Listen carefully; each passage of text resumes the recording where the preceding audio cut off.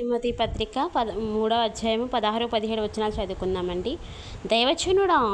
దైవజనుడు సన్నద్ధుడై ప్రతి సత్కార్యమునకు పూర్ణముగా సిద్ధపడి ఉన్నట్లు దైవవేశం వలన కలిగిన ప్రతి లేఖనము ఉపదేశించుటకును, ఖండించుటకును, తప్పుదిద్దుటకును, నీతి యందు శిక్ష చేయుటకును ప్రయోజనకరమై ఉన్నది.